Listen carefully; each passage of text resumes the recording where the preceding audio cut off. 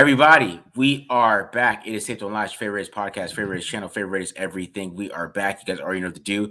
Hit the subscribe button, subscribe. Hit the like button if you like it. Hit the dislike button if you don't like it. Leave a comment if you like it. Leave a comment if you don't like it. Also follow us on Twitter at the Mark John NFL for me, at mholder95 for Matt, and of course, pandasubs.com TDL for 35% off. Also, I'll put a link up here later. I totally forgot to put this link up, but we just came up here.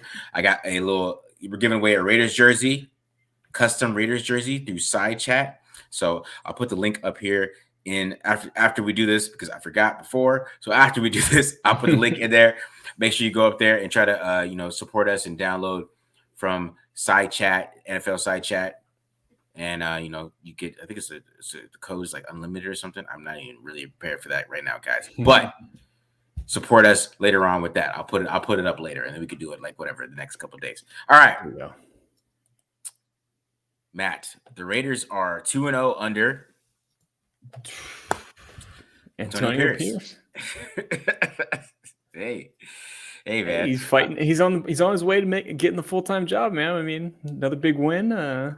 Not the prettiest one of sorts, but kind of what we expected it to be. Nice and low scoring, weird score, and not a whole lot of touchdowns, and one exactly. So my hat's off to him, man. You got the guys going again. Yeah. What I noticed is these guys are playing more physical. That's why I like. I think the offensive line is playing tougher too. The defensive line is playing more physical. We saw Spillane play a little more physical today. He had a good game. Had the interception.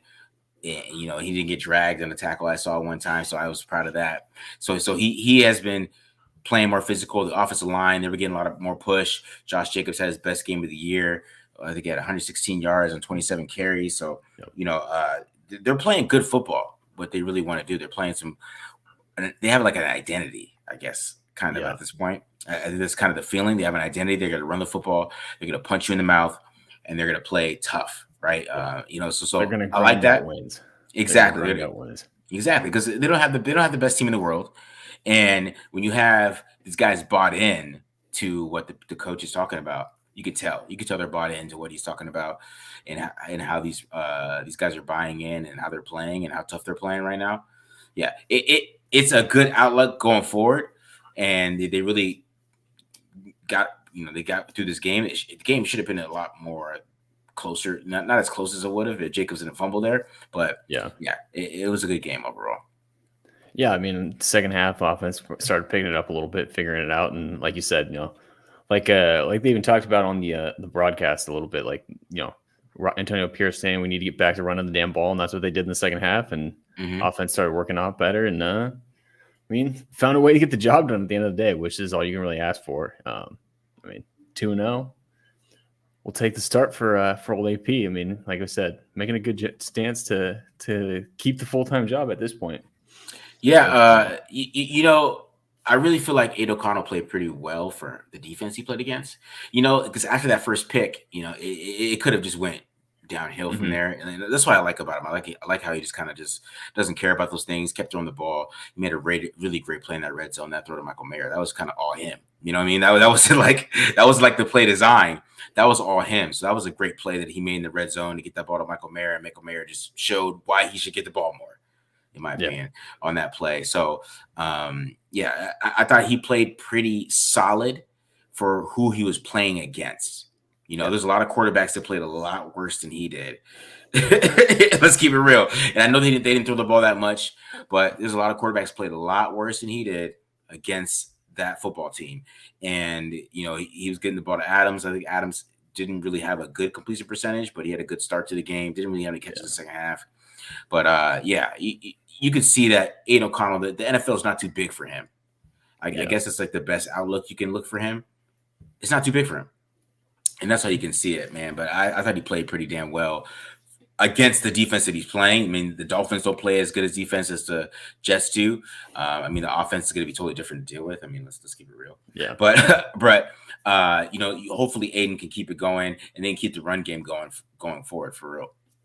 Yeah, I mean, I completely agree with you on Aiden O'Connell. Like, he definitely wasn't perfect. Had the mistakes, had the pick that he shouldn't have thrown and whatnot, but didn't let it spiral. And I mean, at the end of the day, like, did exactly what they wanted them to. Like you could tell the offense, especially early on, they kept the training wheels on a little bit, right? They're like, the ball's going to go here. We're going to do a lot of quick game. Get the ball out of your hands. Like we're not going to let you just sit back there and drop. But that's the other thing I did like the game plan a little bit that they had for him is like they got him in a lot of play action passes. They opened the game with a play action pass. You know what I mean? Yeah.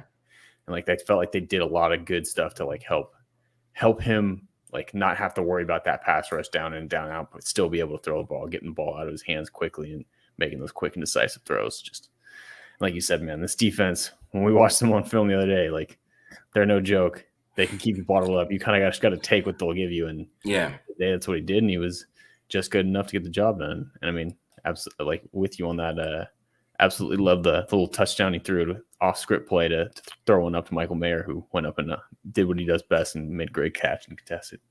So we got a Bo Nose question. Let me ask you this, Matt. What did you think of his game plan today? I thought he was good at some spots, but I think it was the defense he's going against. I think he should have been at some points, like they could have been more conservative, like the 3rd and 18 play. Like I don't know why you're trying to get 18 yards there. You could have just kicked the field goal, and you're just putting a lot on a rookie quarterback. But I guess he trusts him a lot. But that the fake tush push kind of put me over. I mean, they got creative with it. I have to say I like. I mean, like there were definitely points in the game where I'm like, all right, what are we doing here a little bit? I felt like there was times where I'm like, okay, we might be getting too cute a little bit here. Yeah. But I do like the creativity. Do appreciate him mixing it up, like going with the fake tush push, like you said, on 4th down to go pick up. That was a huge play that ended up changing the momentum. Yeah. And all that. But yeah, I don't know. I kind of liked it. Like I said, they had a plan to get the ball out of Eddie O'Connell's hands and not have to worry about that pass rush. Still leaned a lot on play action. I don't know what the breakdown was between zone and gap, but yeah, it seemed like it was working a little bit better. And again, I do like what he does with the creativity, even though like that like screen to Renfro where they did like the thing where they faked it with what the Dolphins do with that like head start motion where Hunter Renfro worked back underneath for like the tunnel screen. Like so I liked it. They're trying new stuff and a little bit more creativity than what we'd seen previously with McDaniels and all that stuff. So. Yeah, the fake tush push, he stole that from the Eagles. The Eagles ran that, right? Yeah, they ran it a couple of weeks ago, I think. Yeah, he stole that. So that's to me, I like that. I like guys who are watching the NFL and steal plays because it's a copycat league. Steal that copycat league. Steal that shit, bro. Like there's no reason not to steal it. There's nobody stopping you. There's no NFL rule or unwritten rule. You can't steal plays, and I like that. That tells me that he's aware of what's happening in the NFL and what other teams are doing, because that caught the Jets off guard, man. They were not ready for that. And that was a big play. They got a whole lot of yards off that. And that kind of shows that he is creative, but I think sometimes he trusts Aiden O'Connell too much. And it's hard for me to say that, but that 3rd and 18, sometimes you just gotta take the screen, right? When you got a rookie quarterback or do a draw, and maybe you get to the 4th down and 2, you can go for it, do those type of things. So you can kind of give your chance to, especially in this type of game, man, that field goal, this game's basically over if they got that field goal point. You know what I mean? So it's crazy. The one to play a little bit of a devil's advocate, I think I know what you're talking about. Like they were in field goal range, and O'Connell, you just can't take that sack. Yeah, you can't either. You can't. I agree. But yeah, I see what you're saying. Like it is a rookie quarterback. You can't call it like he's a vet. Like I definitely feel like there are some plays where you're like, yeah, put a little too much faith in that 4th round pick to making his 3rd start in the NFL. So yeah, for sure. All right, we talked a lot of offense. I see a lot of questions here. We'll get to the questions, but to talk defense a little bit, I thought they stopped the run pretty well today, which was interesting. Not bad. Like, okay, not bad. It wasn't too bad. I mean, I don't know exactly what the stats are. If I could pull it up real quick, but I thought they stopped it a lot better than I thought. Zach Wilson threw the ball a lot. Breece Hall only had 2.2 yards per carry. Okay. Yeah, so they played the run pretty damn well. The only thing that killed them were like the Wilson scrambles, really. Yeah, against the run, and then like the few like screens and maybe a run here or there to like that popped off from Hall. But yeah, I mean, John Jenkins, I thought had another really good game. Like it's like I think probably 3rd or 4th in a row where he just did his job really well. And I mean, too, I think he got a bad pass on the as a pass rusher too. And again, like they were talking about on the broadcast, like their defense is funneling everything into him, and he's stepping up and making a few plays and plugging up gaps in the middle. So definitely good from the run perspective.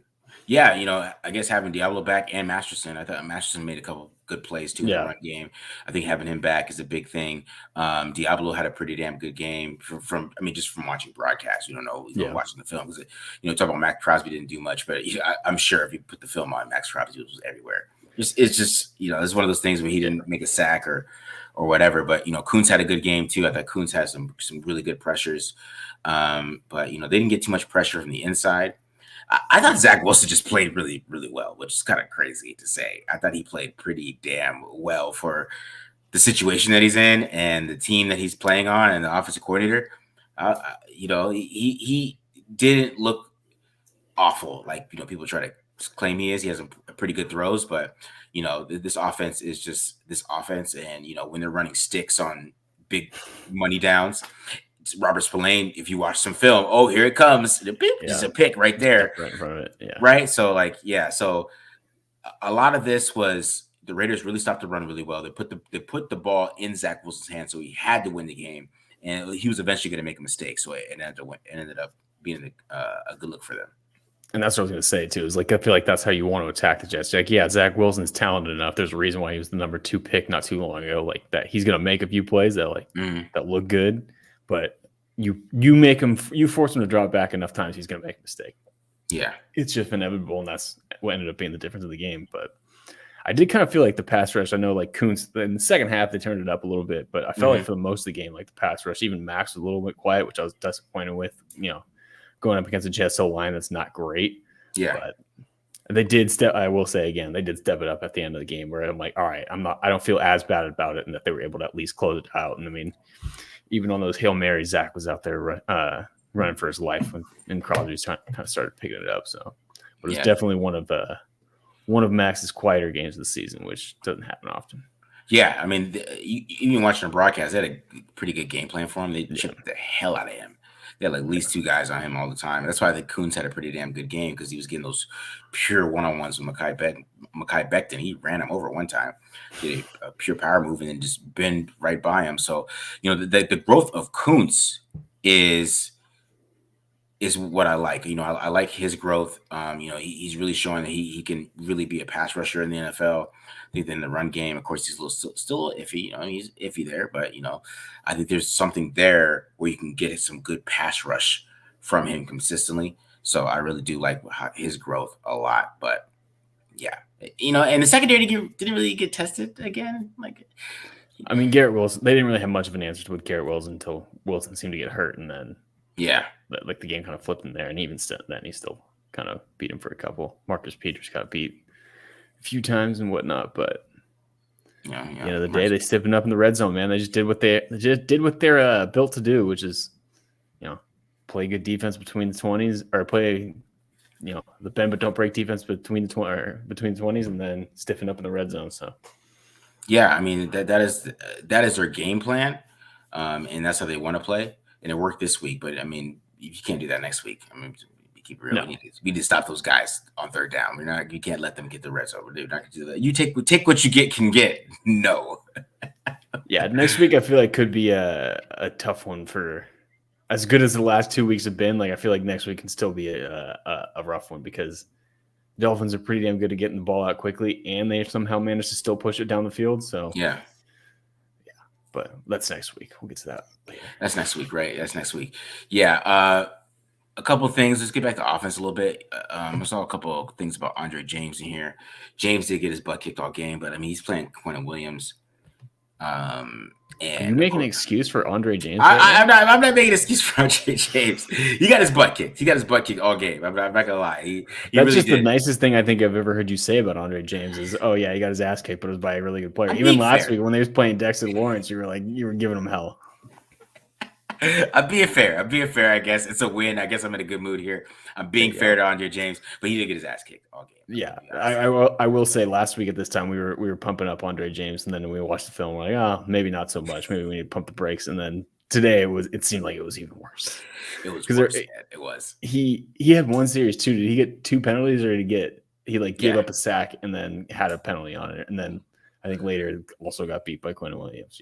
Yeah, that guy does beat a lot of people. He does, but I mean, he was kicking James' butt. And the thing is you could tell the Jets were targeting him. Yeah. And that's the thing, like, and that's going to keep happening. Is Christian Wilkins going to move over? And we're talking about the Dolphins a lot. Is Christian Wilkins going to move over? Like those type of things that the Raiders have to worry about. I mean, because he was targeted. Like even Parham, the way the run designs were, Parham, he has to do a combo block. He has to get to the linebacker, right? James has to find some type of way to make some kind of block, and it was over by the time Parham ended the combo block. It was done. So James was really struggling in this game. I thought the offensive line kind of struggled all game. Be honest, though. Yeah, again, going up against some damn good defensive line, did better than I thought they would, to be honest with you. But yeah, they were a lot of times when Aiden O'Connell did have to drop back and press and pass, and they couldn't run play action, like it was like clockwork that he was going to get gonna have to at least avoid a rush. But hey, good enough to get the job done. I mean, even his touchdown, he was facing pressure on it and he had to go out and make a play on his own. But yeah, I mean, missing Cole Miller was big. I hope Cole Miller comes back next week. I hope he is healthy because missing him was huge. Even all the guys. I don't know how Parham played, but he didn't really get beat on the broadcast. But I don't think really any of them played good in pass protection. There's some points where like all four of those guys were on O'Connell, and they had no answer for Jermaine Johnson. Jermaine Johnson was murdering them. You have 2 sacks today? Yeah, he had 2 sacks. He was murdering him, man. And he is a pretty damn good player. They're moving him inside a lot. They kind of do that in the packages, and we got so many guys rotating that it made it pretty difficult for the offensive line overall. But I really like how they played up tempo. I did like that. I like how they played up tempo. I hope they keep doing that, playing up tempo, get these teams off guard. Don't allow them to switch and allow their defensive lines to keep adjusting and rotating and all that stuff. That was a good idea. I really liked how they did that. That was probably the first time we saw some no huddle all year, and I really like that. So hopefully they keep doing that, and that puts a lot on Aiden O'Connell. So obviously they trust Aiden a lot, man. You could tell they put a lot on Aiden, and they believe him a lot. So if they can do no huddles and he can get those guys in the right place, hey, we'll see what they can do going forward. For sure. Yeah, man. All right. Yeah, I do like Bo. I do like Bo. I like what he does. All right. What else we got here, man? Do we have anyone? Marcus likes Bo because Bo does what Marcus says he asks. Exactly. Exactly. He watches the show. Matt. Exactly. That's why I like Bo. Hey. Great minds think alike, Matt. That's what I say. I'm not telling him to do anything. There you go. It's on the film. I mean, I feel like an average fan can watch the film and would have done some of those things. But it's just me. It's just me. It's kind of my thoughts on that. All right. So do we have any on the team or practice squad that can replace James? Dylan Parham. That's about it. Yeah, you put Parham there and then Meredith at guard, or I don't know. Is Hronis Grasu still on the practice squad, I think? Yeah, but you play Grasu, man. He's not better than James. Like it's this point in the year. There's not much you can do. All right. How do you feel about the lack of wide receiver looks in the second half? I don't know.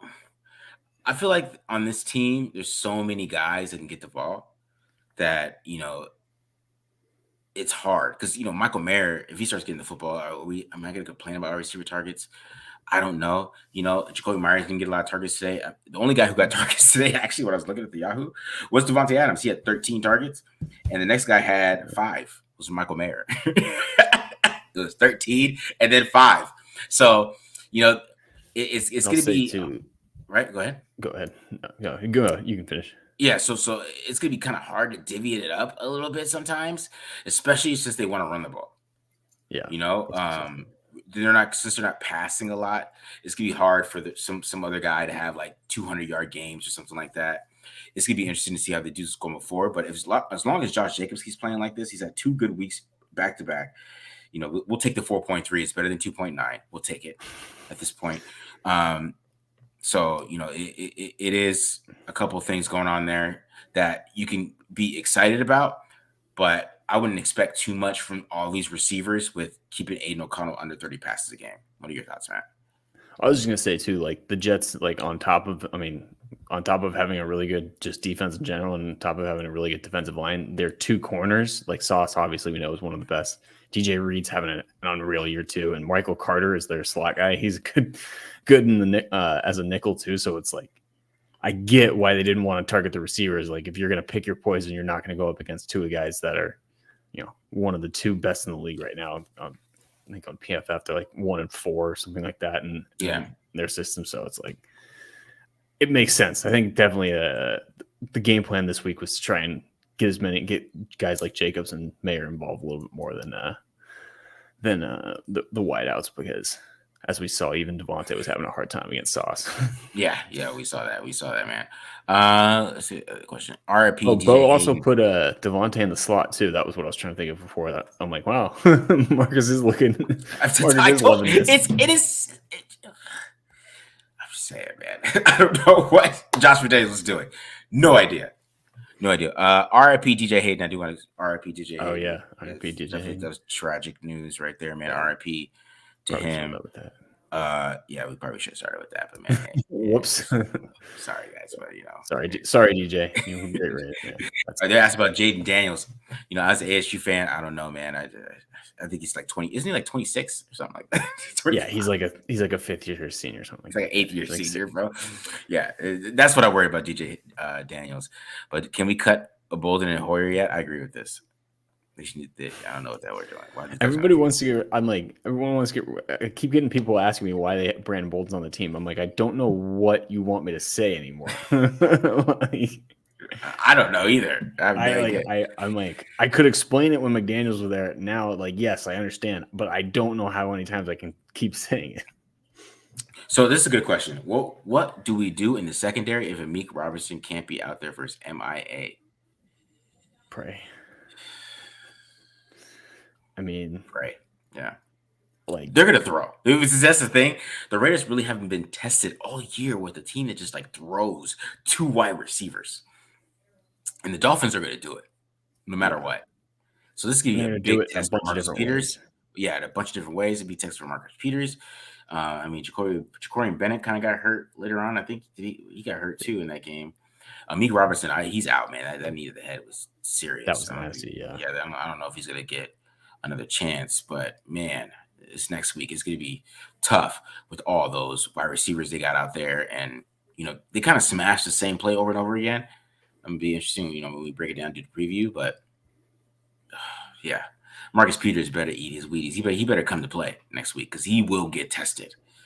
Yeah, they're not going to play around and just kind of do these. Oh yeah, they're going to try and go deep. Yeah, they're going to you're going to have to give Marcus Peters safety help because they're gonna see him and they're gonna put Tyreek Hill or Jalen Waddle on his side and just run straight down the field. Yeah, Jacobs did get one. He got 116 in the game. Should we worry about his fumbles? I would say no. He doesn't fumble that much. Sometimes he just holds the ball like a loaf of bread, but I'm not gonna get too crazy with that. It's not that often, but it's enough, I guess. Sometimes it can annoy you, but it's not that often enough. Yeah. You talked about Bo's play call in this game. Like I said, there's a lot of good moments. More good than bad, but there's some moments where you feel like you could do something better, like the third down. When they try to pass, like it was a good play call, but man, like the play, I was like, I like that idea. You kind of do the fake, and then like Mayer went inside, and then he came back outside, and they were trying to get the ball to him. But Jermaine Johnson made a good play. But what happens when you pass in that situation, knowing how the other offense is too? Yeah, you want to run as much clock as possible, make them take a timeout. That was my thing. But but that goes back to they trust the hell out of Aiden O'Connell. They do. They trust Aiden like crazy. They think Aiden is the man. Let's keep it real, because a lot of the play calls, like the 3rd and 18 play, to me, because the Jets don't do that. The Jets aren't doing that with Zach. They're doing the screen. I think Josh McDaniels and Jimmy Garoppolo doing a screen there. So that was crazy type of play, but like the 4th and 1 was nice. We talk about that play, but some of those things, it's a lot of trust in Aiden O'Connell, which if you're Aiden O'Connell, I love. But sometimes I'm like, man, let's just get some points here. We had a pretty good drive, but it's hard for me to tell somebody not to be aggressive. Don't be aggressive. Be conservative. You feel bad by saying that. No, yeah. I mean, and I appreciate it too, to be in his position where he's got a chance and he has the stones to just keep trying new stuff.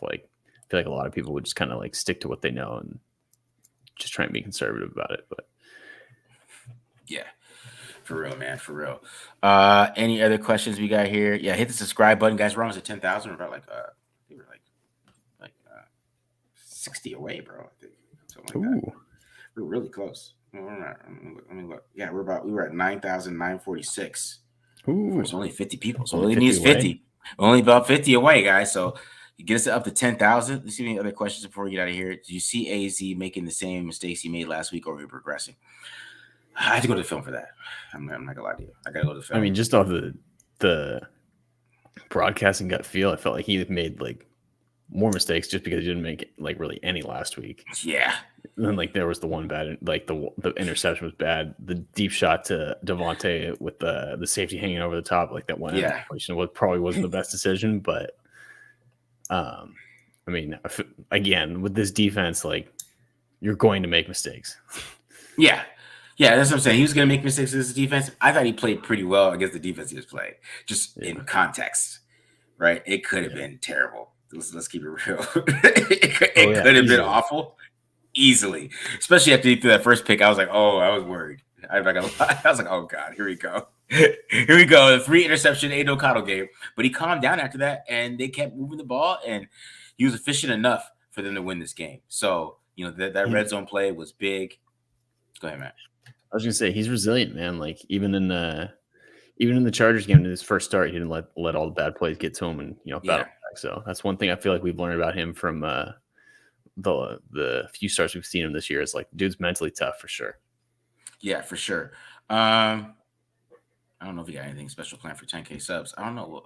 We'll have to figure that out, man. Get us there first, and we'll figure it out. Yeah, to be honest, you should know about that. How many more 100-yard games for Jacobs this year? That's a good question. I don't know. For the Raiders to keep winning like this, at least like 6. We need at least 90 a game. They only have 7 left. You're saying 6 out of 7 he's going over 100? I'm just saying if they want to keep winning. I'm just saying, man. Oh, okay. Yeah. Well, yeah. I mean, of course. We need like 90 a game. Okay, we'll bring it down. 85 a game. We need 85 a game. Plus, let's say 120 scrimmage yards from Jacobs. That's what I say we need. 120 scrimmage yards from Jacob to kind of keep this going, man. You know what I'm saying? But I don't know.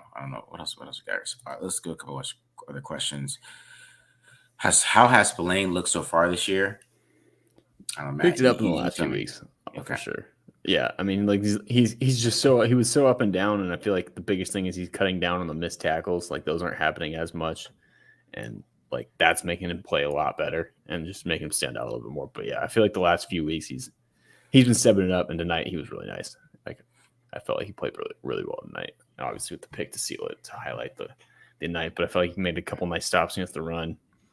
And then too, like, doesn't he have a broken hand right now? You get a pick with a broken hand. There we go. What was that? That's wrong. So AOC was a little clumsy in the pocket. I mean, he always is. That's not gonna change. I'm sorry. He's just not an athlete. He's not an athlete. It's not gonna change, man. That's not gonna change. I don't know. You should just be happy that sometimes he's making a couple plays out of it. That's the thing that we need. So yeah. They want you to shotgun a beer if you get the 10K, Matt. I'm not shotgunning beers. We don't have that much time. I can't. I'm not a chugger, so I. Yeah, chugger. Okay, all right. Yeah, maybe we'll be here all night if I shotgun a beer. Glenn could do it. If you can't, we'll sit there for Friday Night Live. Yeah, get Glenn to do it. He'll chug a beer. Me and him, we'll do it. We'll do it for you, Matt. We got you. All right, man. I think we're at over. We almost got to 500 today. I really like that. Ooh. Appreciate you guys. Got some, got some love today. So Raiders are 2-0 under Antonio Pierce.